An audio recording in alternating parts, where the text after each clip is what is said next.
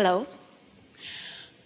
Okay, so I'm very sensitive to energy. Good. That means you have been in alignment and liked it, and when you're not in alignment, you don't like it. That's what that means.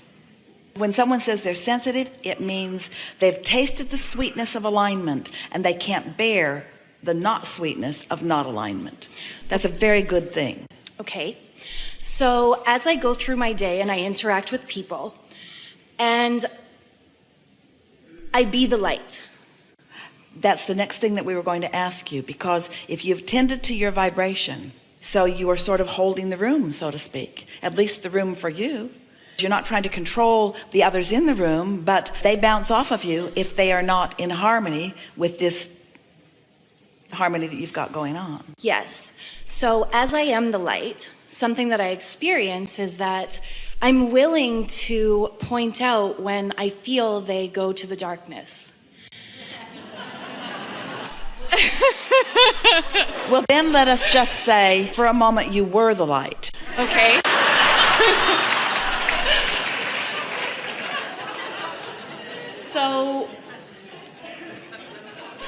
So as I'm drawn to the darkness as well.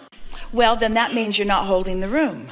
The mix of what you all brought is activating something within you that has more momentum than the momentum of your alignment, which means things like you haven't meditated steadily, or you're not selfish enough to want to feel so good that you're not willing to go over there.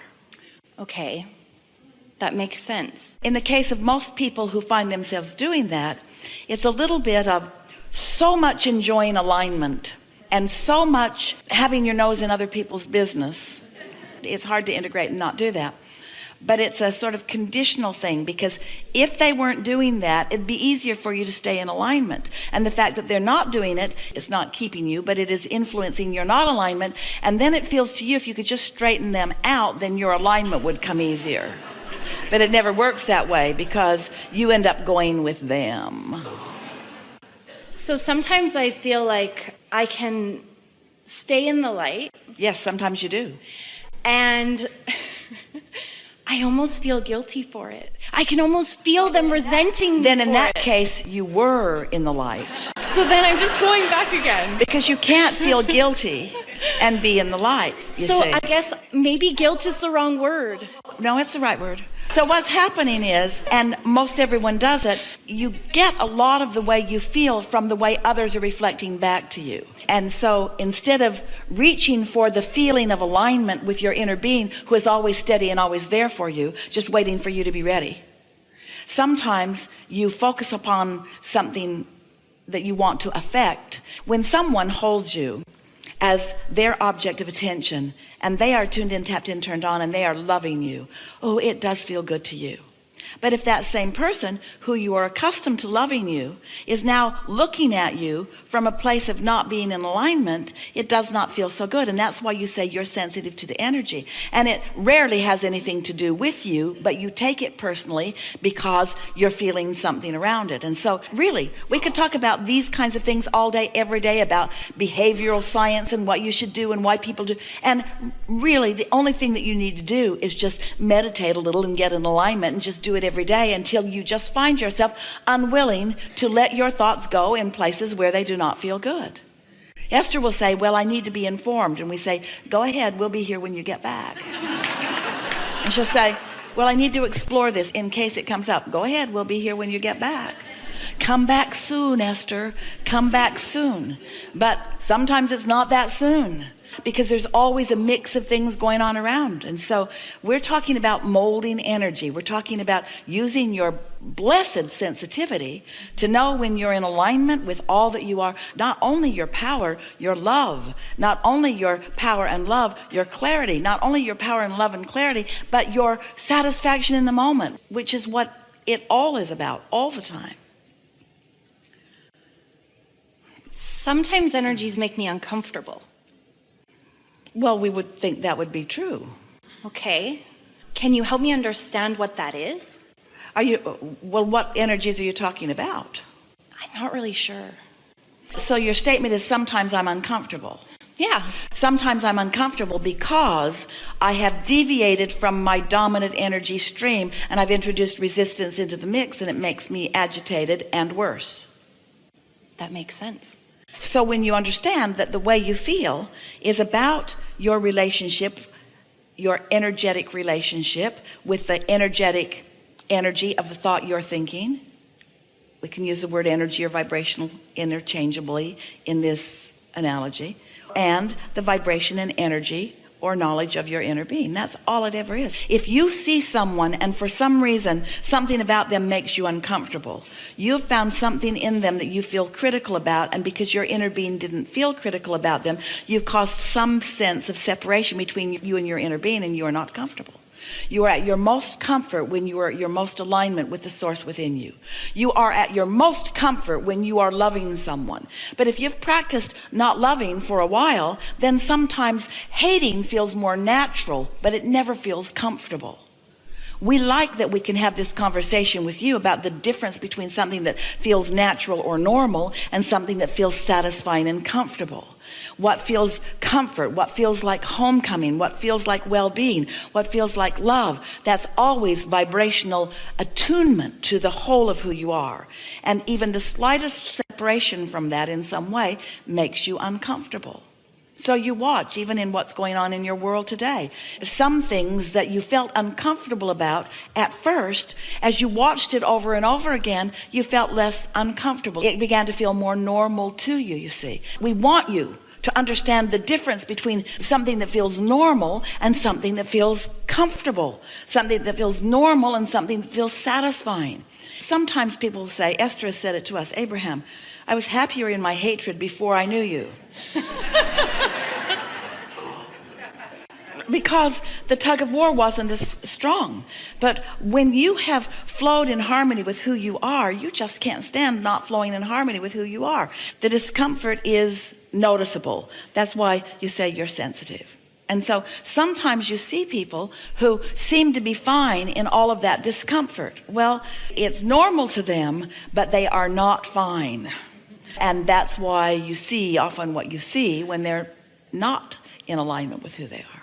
So as I see it, I just be bold and bright and stay there. And that's the best way to combat it. We want to put it to you this way. Don't combat it. When you see it, don't be brave and bold and combat it. Leave. Leave the room.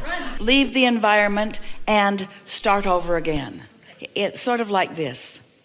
Quiet my mind, come into alignment, go out into the world. It feels so good, it feels so good. Not so good. Goodbye. Go back. Meditate, come into alignment, it feels so good. Come out into the world, it feels so good, it feels so good. Hello, hello, hello, it feels so good. Hello, hello, hello. Does it feel good? Goodbye. Go back to meditation. Come into alignment, it feels so good. Really, just do that. Just do that. Just find alignment, hold it as long as you can, and then don't try to force anybody to do anything different when you haven't found it, because when you lose it, it's because you're on a momentum of thought, either inspired by someone else or by your own memory or beliefs, that isn't serving you. Esther had a speech to give as she was a teenager in high school on graduation. And it was long, and she had decided that it would be memorized and that she would not take notes. She would not have notes. She would know it. And her mother helped her write it, and it was beautiful, and it was long.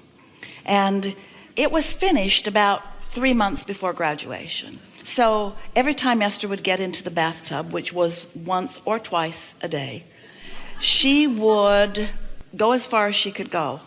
And when she couldn't go any further, she would finish her bath, get out, and read the next piece, and then next time she took a bath, she would go as far as she could go. She just kept starting here and going as far as she could go, and starting here and going as far as she could go, and starting here and going as far as she could go. And what she didn't know was happening was that her confidence in what she did know made her ready for the next part that she didn't know. Until you would think that this part she would know really well, and this part she wouldn't know well at all, but it wasn't that way. That part was easy to know because she knew this part. Are you sort of following us? Your success at alignment will carry you through anything. If we leave you only with the impression that you go out into the world and then the first thing that happens you run away from, that's not the impression that we're wanting to give you. We want you to move into a greater opportunity to find your stability so that you can go out in the world. Because what we wish for you is not to be cloistered in your closet where nothing will disturb you except claustrophobia. We want you to be out in the world where all things are possible. Out where the true delight is there for you to be ready for, you see. And after a little while, you begin to feel invincible. You don't feel afraid. You don't feel vulnerable. You don't feel frightened about things. You don't feel like you need to boss others around because your observation of what they do that took you from your alignment. Because in time, you will reach the place where nothing will take you from your alignment. That's what true empowerment is. That's what true enlightenment is. That's how your inner being feels all the time, you see.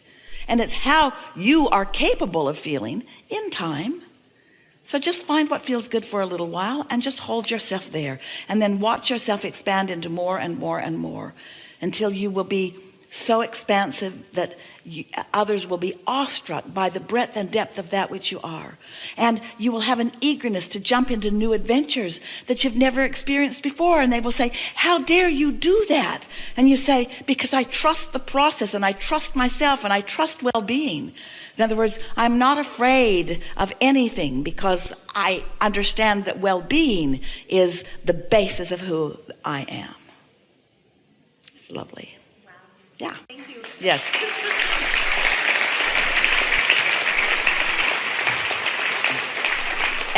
And all because of your sensitivity and your unwillingness.